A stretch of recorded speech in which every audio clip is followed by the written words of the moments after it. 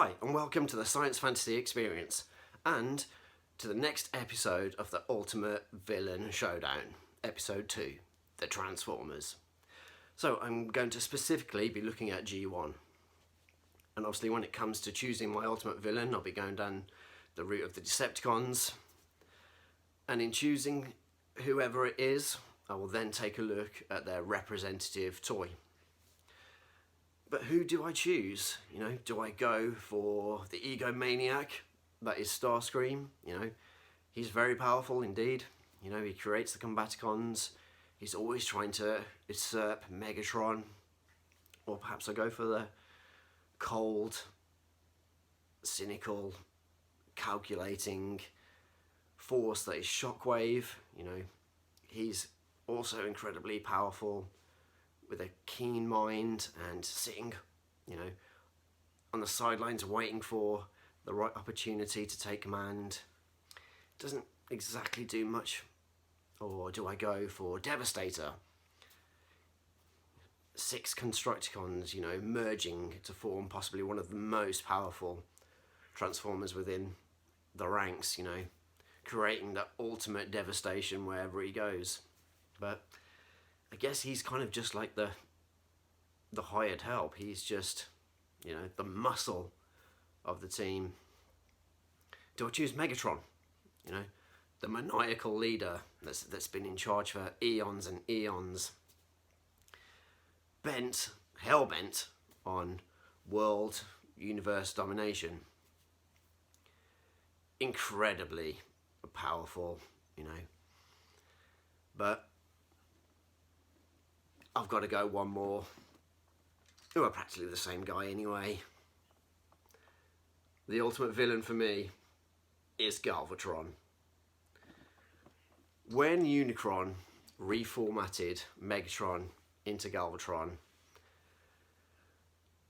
he just became so much more of the ultimate villain. Obviously he gained just a huge amount of strength and more firepower. You know, he had his minions with Cyclonus and Scourge. He took down Starscream with one shot. Destroyed Ultra Magnus, you know. Nearly killed Hot Rod. The guy's an absolute psycho. He's just a complete madman, and it's those types of things that take him to that next level, the upper echelon of being the ultimate villain. He gets incredible episodes in Series 3. If you think about Carnage in C Minor, it's a standout episode. And as I said, he's just a complete psychopath. He shoots his own team. What kind of guy does that? I think Frank Welker really brought Megatron's voice, you know, to the brink of, you know, villainy. But then when he took over again in season 3 to bring Galvatron, his voice with that higher pitch, then that's what makes Galvatron the ultimate villain for me. Leonard Nimoy did a great job in the movie. You know, it was darker and gravelly, but obviously we're talking about the movie there. It was somewhat slightly different to season 3. He's got this laugh. Galvatron's laugh, just, it's shrill and it goes through you, and you just don't know what the guy's going to do. He's just, for me, he's the ultimate villain. It's a very interesting alt mode. I guess a fusion tank cannon. And then his body shape, it just, even though it's a robot, it's immense, it's big, it's huge, you know. He's in some ways, you know, a third bigger than Megatron, and it just adds to all the criteria that I need for my ultimate villain. So let's have a look at his toy, starting with the box first. So here we have the box for Galvatron, and this is the 2005 Takara re-release of Galvatron, done in the anime style colours. Obviously you can see there's a hell of a lot of differences from the 1986/87 release. I've got to say, before I get more into the box, I have an absolute love-hate relationship with this toy, and as this video progresses you'll hear a lot more about what I've got to say about this toy, both good and bad. None of that takes away how incredibly awesome this box is. So you can see it shows off the light up features. The 9-volt battery was replaced to take AA's instead, moving it into the 20th century. Who uses 9-volt batteries anymore? Seriously?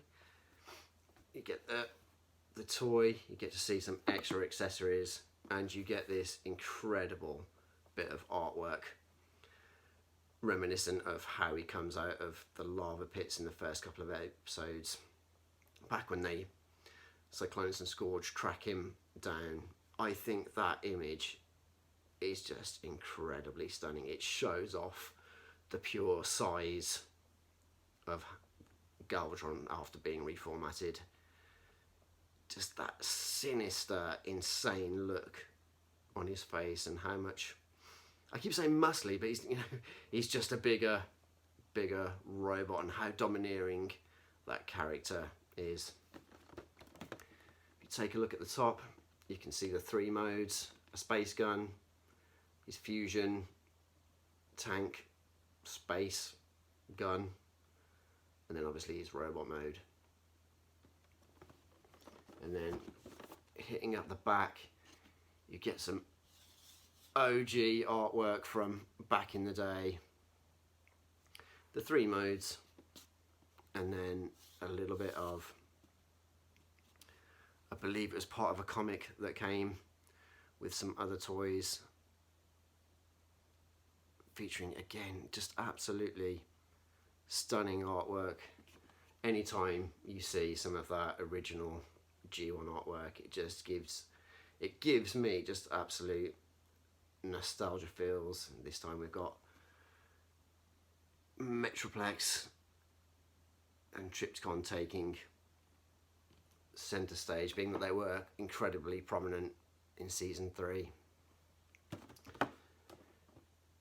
Purple box always for the Decepticons is just absolutely stunning, and then you can see the transformation between the various modes done in a few steps. It's an absolutely stunning box, and if you ever wanted to just to have it, you know, displayed in the box, it's a great thing to have on the shelf. But with a toy like this, I have to have it on display irregardless of my thoughts. So let's actually have a look at the toy. So Galvatron's first mode, his fusion space tank. I've never really known what it is, and you can see straight away that the colours are completely different. Gone is the majority of the grey, no blue, there's still a little bit of red left over, and I think the purple just makes it so much better. As I said earlier, I have a real love-hate relationship with this toy because I think it's one of the worst toys from the G1 range. I think it's the dumbest looking alt mode ever. I don't get it. I kind of didn't get it in the movie. Gone was the gun and replaced with a tank, and it doesn't look enough like the film, and I barely remember him actually going back into this mode in the TV show. You can give it, because of transformation, the spread tank treads, which does give it a slightly more screen accurate look when he takes Starscream down, but it's a dumb looking alt mode. It looks like a robot. It still looks like a robot. They're meant to be Transformers in disguise, and it doesn't, you know.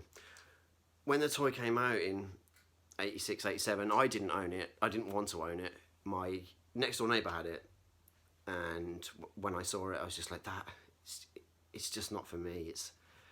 And then that's where my distaste for the Galvatron toy came. Not the character. I'd always liked the character for sure. It just didn't get a good G1 toy. You know, a lot of the G1 toys are absolutely incredible, and then there's some real duds, and sadly for me, Galvatron is one of them, and this mode just doesn't do it any favours. Yeah, there's some good parts, obviously, like this lights up and the plastic, the silver really shines, but it's just a little poor. Anyway, moving on to its gun mode. Yeah, it's a thing.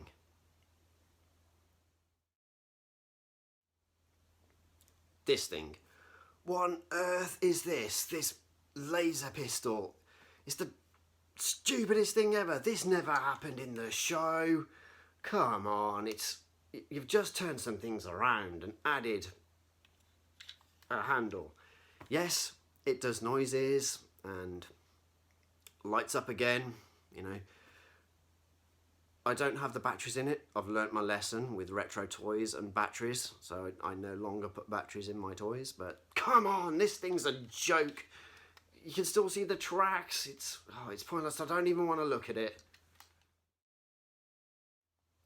Moving on. Galvatron in his robot mode. So, the love-hate relationship with this toy seriously does continue. As a kid, it was the colours that just didn't feel like Galvatron, and the fact that it's so static, it's just not a very playful toy. When I would, you know, hang out with my next door neighbour and we'd play Transformers, Galvatron never got a look in because he's boring. He's just a boring Transformer. There is no articulation. You get a little bit of arm movement and wrist. It's just not a fun toy at all. But as an adult collector, you whack it in brand new colours that look like the screen, and you add a matrix of leadership. You add on some fresh new stickers, and it suddenly becomes a desirable toy, and I can look at it with fresh eyes and appreciate it more. It's big, it commands shelf presence, and it absolutely pops on that shelf.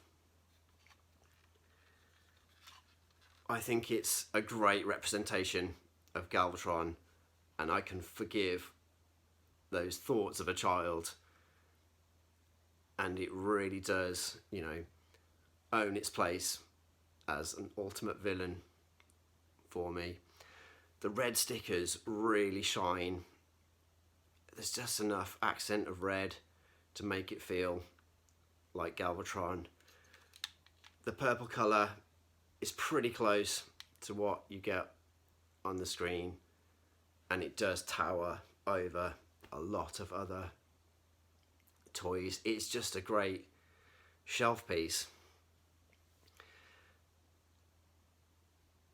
I enjoy having love-hate relationships with toys because you get to see the intricate bits, and I can enjoy toys whether they be good or bad, and it just adds an extra element when you're trying to come up with your ultimate villain.